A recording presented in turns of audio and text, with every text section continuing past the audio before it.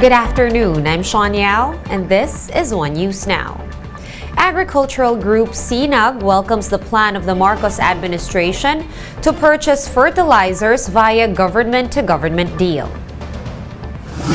CNAG President Rosendo So told Business World Live that such a scheme makes farm inputs more accessible to farmers. So also believes that the country stands to benefit more from government-to-government deals than from regional trade agreements. If we will not give the subsidy to the farmers, we will have a high price of palay, this coming harvest, and the price of our rice will not come down. So the immediate big need is, of course, the subsidy of fertilizer. And COVID-19 cases outside the capital region are also on the rise, but health experts believe that the uptick in infections should die down soon. Mobile journalist Jacob Lazaro with the details. A significant increase in COVID-19 cases outside Metro Manila is now becoming a cause for concern. According to the Octo Research Group, the provinces of Aklan, Laguna, Pampanga, Nueva Ecija, and Tarlac are the most high risk in terms of positivity rate, despite implementing strict health protocols and mask mandates. In contrast, the province of Cebu, which has made the wearing of face masks optional in public areas, reported low COVID numbers. Octo Research Fellow Guido David explained, this is simply a matter of where the Omicron subvariants are. COVID variants, yung Omicron BA5 and BA4, have been detected mostly sa around NCR area. I think may na-detect din sa Calabarzon. If I'm not mistaken, meron din na-detect sa Central Luzon and sa Western Visayas. So ito rin naman yung mga areas na mataas yung positivity rate around these areas na kung saan yung may Omicron subvariant. Despite this, the health department assures that the public healthcare system remains intact, with the country's healthcare utilization rate still at less than 50% or low risk in all regions. Both Octa and the health department are confident that the mini surge will not grow. And while the government has yet to impose new alert level systems, experts don't see the need for tighter restrictions just yet. Although with the waning vaccine immunity, they urge the public to get their booster shots. But most important, all adults should be vaccinated and boosted. Why? Because it will provide an immunity wall around our children as they take the jeepney, as they take the bus.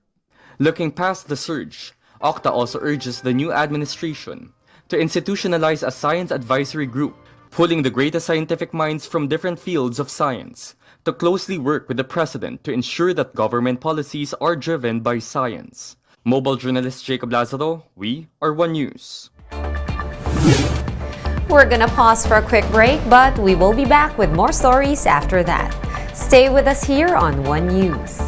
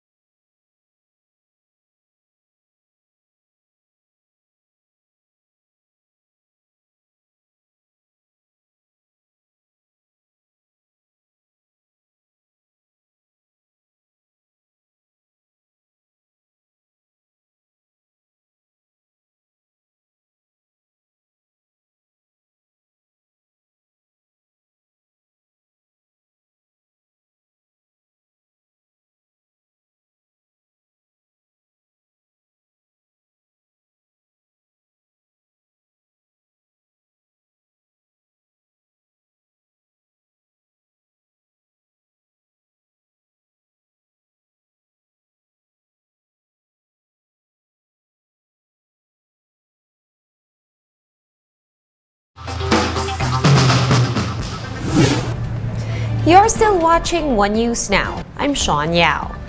Let's check in on some stories from around the world. Over 1,000 heat-related deaths have been reported in Poland, with temperatures hitting 40 degrees Celsius. The World Meteorological Organization says the heat wave across Europe could peak soon, but above normal temperatures could persist until next week and potentially cause more fatalities.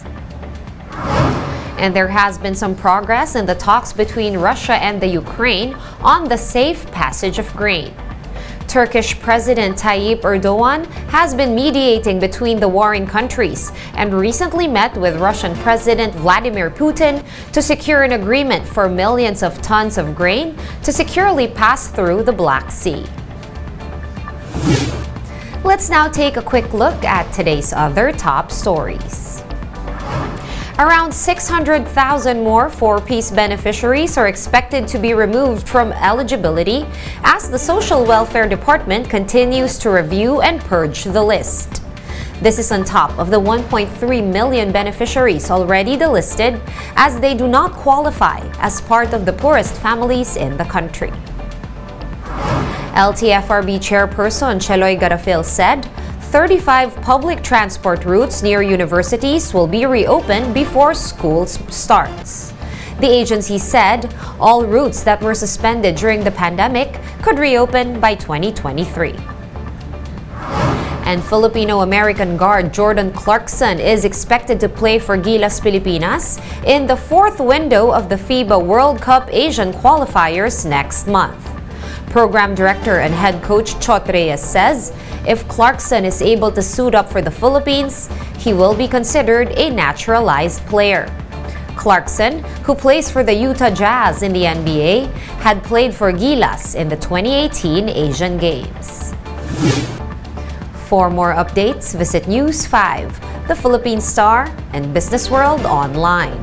Visit our website, onenews.ph, for more in-depth analysis. You can also catch One News on Signal Play. Register for a free account at www.signalplay.com and stream One News live anytime, anywhere.